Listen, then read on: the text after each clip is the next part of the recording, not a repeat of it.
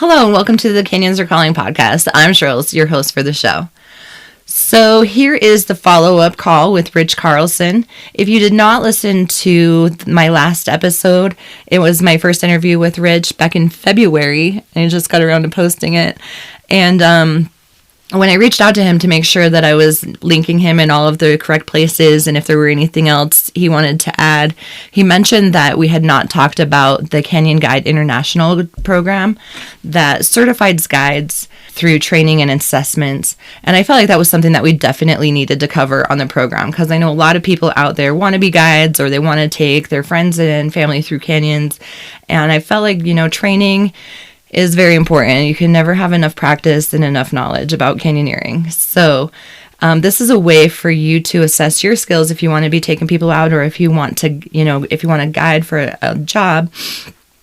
And you can get certifications for different levels of training. And Rich will go into all of that more in the interview. So I'm not going to waste any more of your time.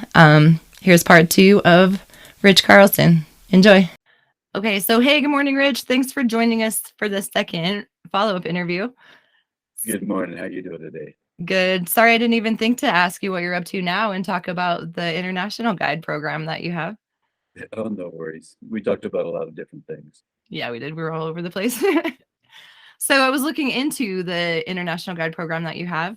Right. It looks really awesome. You have 4 different levels, or 5 because you have the pro level. No, there's 4 levels of guide certification, and then there's 2 levels of instructor and assessor. Okay, right. Awesome. So yeah, just get into what that is and how that got started. Okay. Well, I guess a little bit of background first. Back when I started the American Canyoneering Association in the late 90s, in about the same time frame, I went to Europe and became certified as a guide.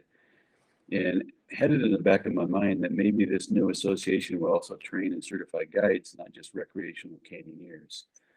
So after I got certified in Europe and the ACA started, I also went to Corsica at a time when a French association was running a guides assessment to kind of shadow them around to see how they do it. I went to visit Australia at the time that they were writing their technical requirements and standards for professional guides for canyoning, and talked to a lot of people that I know that are very proficient canyoneers here in the United States. Most specifically, Dave Black and Charlie Oliver were in on the ground floor with the ACA as far as offering courses. And in the early days of the ACA, if you took an ACA course, your instructor was either me, Dave Black, or Charlie Oliver. So anyway, the first official guides course with the American Canyoneering Association was in Arizona in, I believe it was 2000. And we had guides come from all over the world, from Australia, Scotland, Canada, a few from the United States. And I think I mentioned in our previous part of our interview about the accident in Interlaken, Switzerland.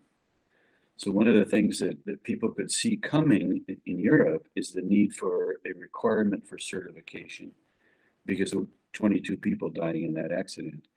So the impetus for a lot of these guys coming to the course in the US is that it was the first international guides course that was offered in English, not England, English.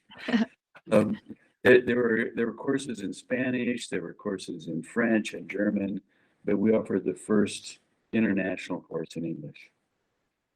So we ended up training guides in quite a few different countries, Hong Kong, Taiwan, Mexico, Costa Rica, Puerto Rico, uh, Canada, and on and on and on.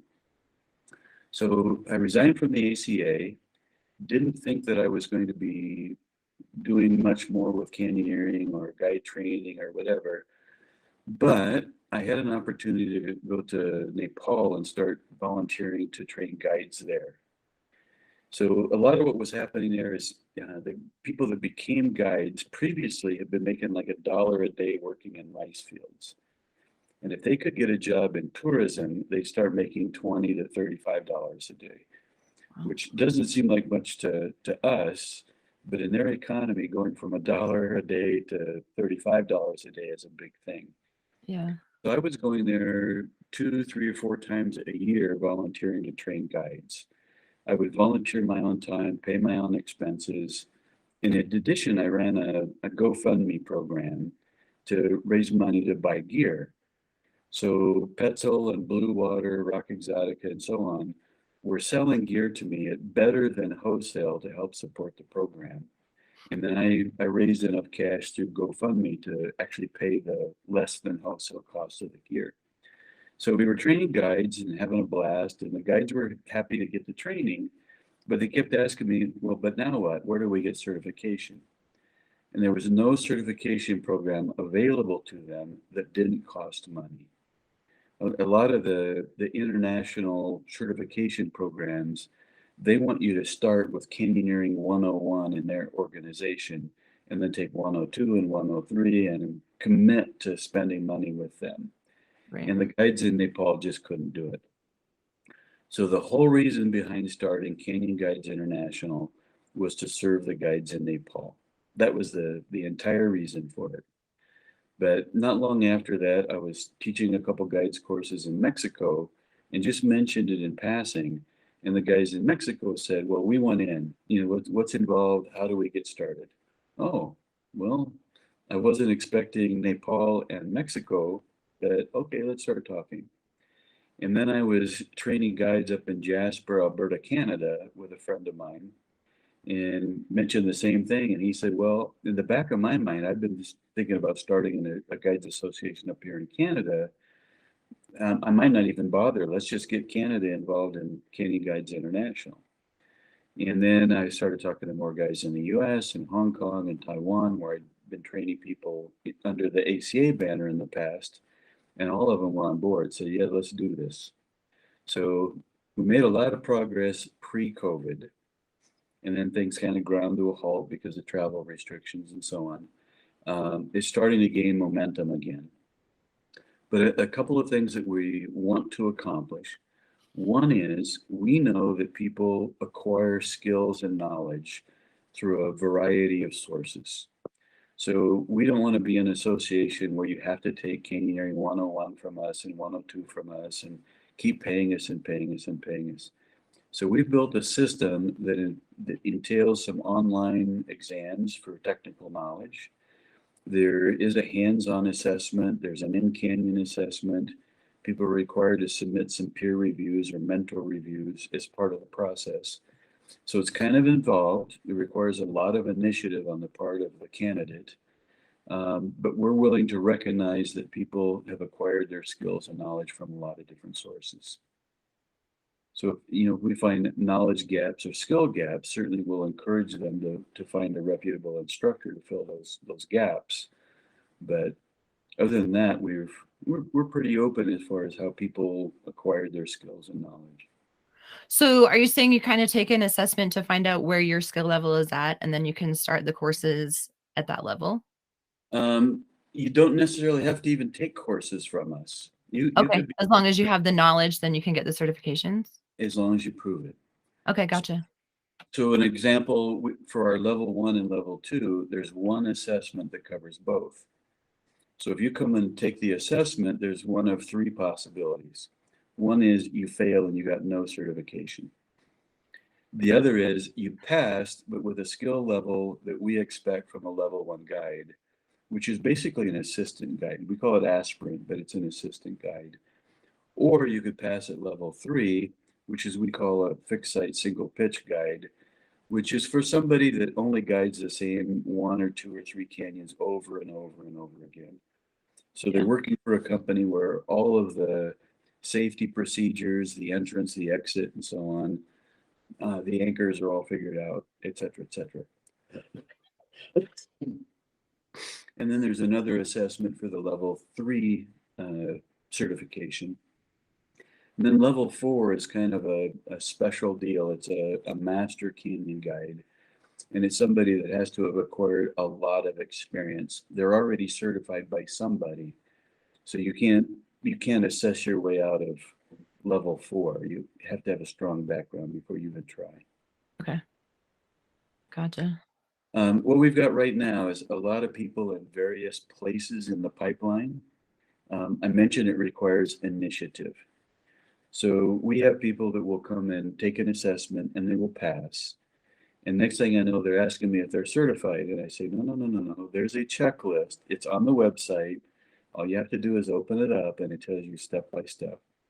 You've got to become a member, you've got to do the written exam, and so on and so on. Okay. And just shout out what the website is. CanyonGuidesInternational.org. Okay. I'll definitely have a link to that in the show notes. Yeah. Yeah, I was going through there today and I know a lot of the people that are part of your certification guides. So I was like, that's awesome. And you'll notice that when you look at profiles, some of Mm. them are complete and some are not. There are Yeah, I people did that, notice there's like a lot of pictures and some that don't have pictures and and some that have pictures and haven't filled out their bio and, so on and so on. And I try to encourage them to get that done quickly because that's also their presence to the public. If somebody comes looking for a CGI certified guide, if they click on member directory, that's the guide's opportunity to present themselves. So the bio is, I'm a great guy, I'm handsome, I serve people in the following areas geographically, and this is my certification level and so on. So to me, it doesn't make any sense that they're so slow getting things done, but right. I think some people are intimidated by it, but when you really look at it, some of this stuff is just like setting up a profile on Facebook. There's a Yeah. cover image in the background, there's a profile photo in the foreground, and you write a bio. It's actually very, very simple. They just need to have the initiative. Yeah. Hmm. I miss guiding. It was a fun job. Yeah, it is. I Yeah, feel like sometimes I wonder if you're supposed to be doing this at my age. At some point, you're supposed to get a real job, and I don't know. I I don't can't know imagine. though. It's so much more rewarding just to watch the people change throughout the canyon, I feel Sure, like. sure.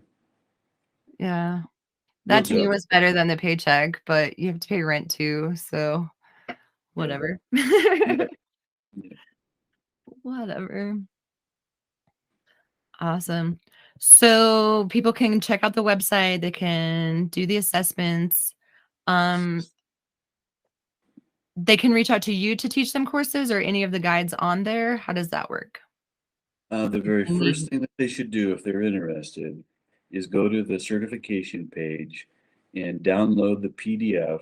It's called a certification checklist, and it tells them everything that they need to accomplish. And they don't have to accomplish any of it in any particular order. So some people look at it and they say, I've already acquired the skills. I'm not even going to take a course, and they can set up for an assessment. yeah. If somebody looks at it and says, oh, I better make sure I've got the skill set and I'll take a course first, so I'm just not wasting everybody's time taking the assessment. And that's fine. They can look at the guides list, just about anybody in the guides list. If they're certified at level 2, they can teach and assess level 1. Well, they can teach level 2, they can assess level 1. And then a level 3 guide can teach and assess level 1 or level 2.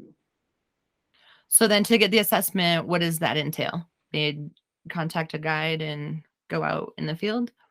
Yeah, so it's laid out in the skills checklist who's eligible to give you the certification assessment. So you don't have to guess at, who you can ask.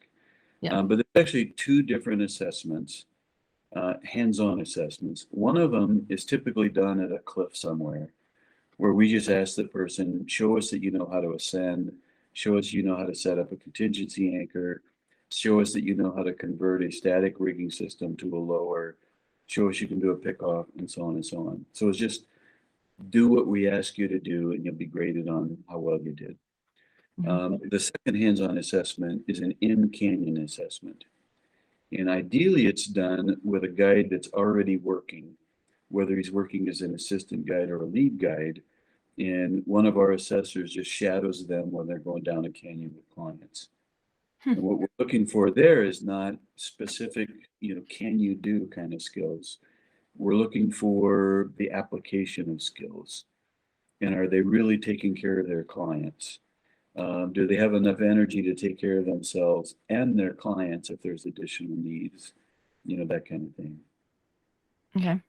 Would you recommend this only for people that are wanting to be in a guiding profession or people that want to take their friends out too? We get a lot of people they want to have the title of guide, but they're really not interested in working as a guide. And that's fine with us. As long as somebody doesn't come to a course or exam that we first have to teach how to rappel. That's wasting everybody's time, and it's not fair to the people that actually have acquired the right amount of skills. But Right. if somebody looks at the skills checklist and they says, "I'm confident that I can do all of the basics," that's okay. Okay. Uh, this is one of the last things I did when I was still with the ACA, is there were a group of people that asked if they could challenge an assessment. And this was only recreational leader with the ACA. And normally we expected people to get some training first, but this was a group that says, "Oh, come on, we're all excellent, we've got all this experience," and so on and so on. Of the 8 people that attended, only one passed. Wow. And of the other 7, some of the results were pretty dismal. It was people that thought, I've reached a very high level of expertise and skill and so on in canyoneering, but it was a disappointment.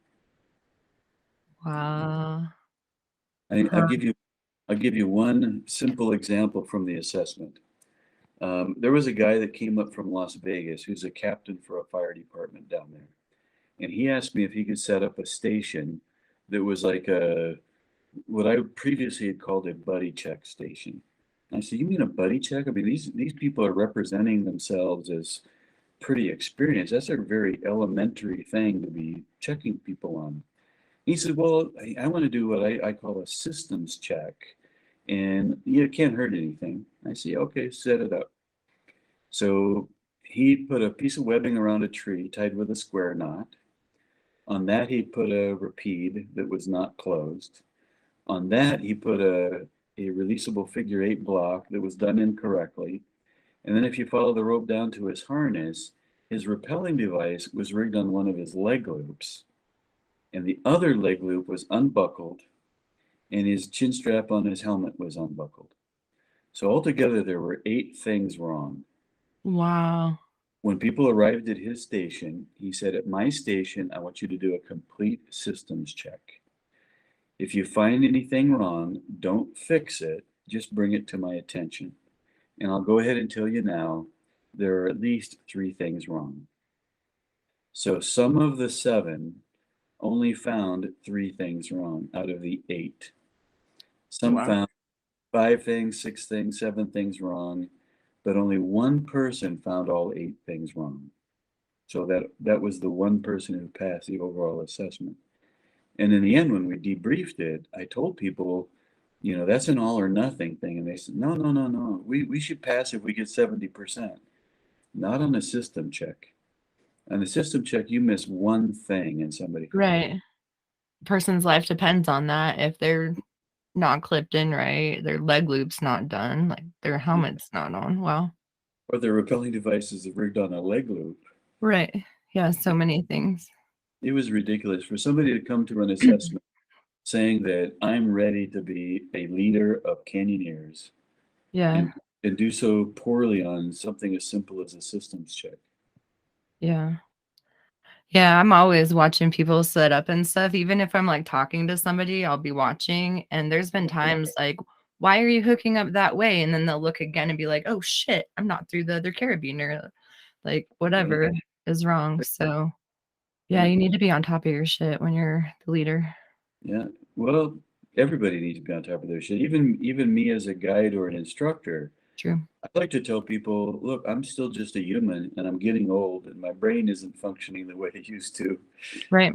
But we're all in this together. Even if Yep. I do something, if it looks wrong, I don't want you falling into the trap of saying it must be right. Rich is the instructor. Right. Rich did it that Never, way. It's cool. Like no, question why you do it that way. Yep, and always checking each other before. Right. Even between rappels, I mean, you set up one way. If you get tired, if you get hypothermic, if you get hungry, I mean, there's so many things that could, I mean, throughout the day, you just Sure. always need to be checking. Always, always, always. And as a guide, I remember clients doing some silly things. I would get them into a harness correctly. I would get their helmet on correctly.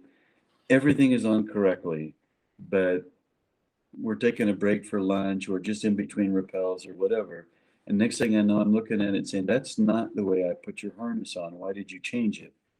Well, I went to the bathroom and my friend helped me put it back on. Well, your friend doesn't know how to put on a harness. They've never done it before. Yeah. Silly little things. Yeah. Yeah. I just got a new harness that I absolutely love. It's the Mazarin from Elevated Climbing. It's more of a caver style harness. Right. I learned about it from the Pacific Northwest people. But Right. it attaches just around your waist, like you step into it and then it like comes around and locks in front with a D-ring.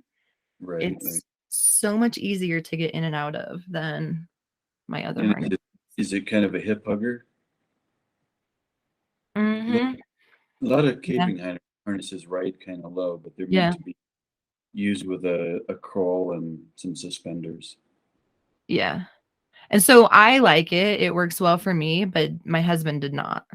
Oh. Because it's so low, it falls off. He doesn't really have a butt like I do. So, I'm like, "You need more junk in your trunk," but I really like it. Yeah, I don't good. know. Harnesses make a difference, I think. Yeah. What kind of harness do you use? I'm still using my Petzl Canyon harness. Still got my old one. I've got the new guide version. Lots of times when I'm teaching, I'm actually using a Petzl Falcon harness because I'm hanging in it for so long every day.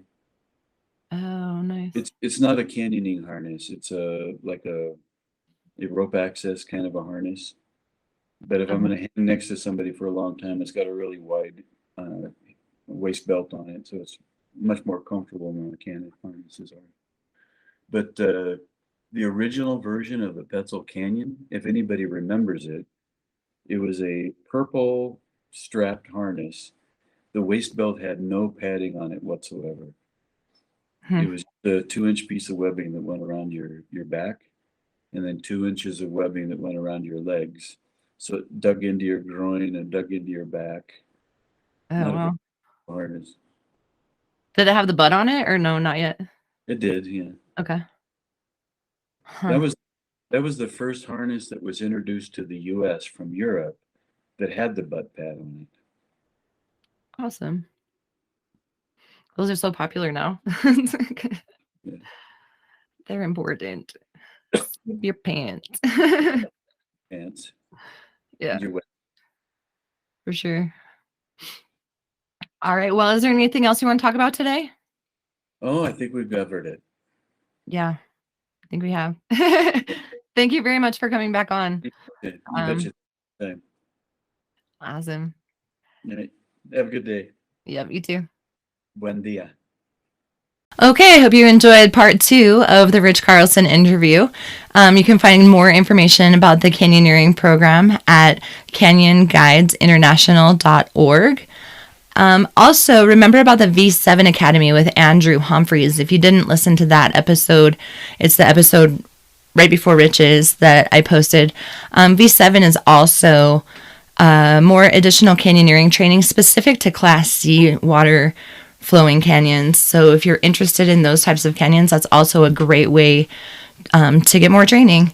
Also, speaking about training, I am having a skills day here in the Kanab area, May 14th. So if you're going to be in the area, let me know. I have an event on Facebook, and we're just going to get together, practice some skills so we can get more efficient and eat some tacos. So if you're in the Kanab area, May 14th, let me know. Hope to see you there. I also have updated my website and put more stickers on. I was sold out on them and I didn't realize it. So if you were trying to get stickers and were not able to, I have fixed that problem. And I also added the holographic sticker that I have with a little person stemming. It's pretty cool. a sticker that was made by Will Nelson. Shout out to him and his podcast, Being Human. There's an interview with me on there. Pretty great show.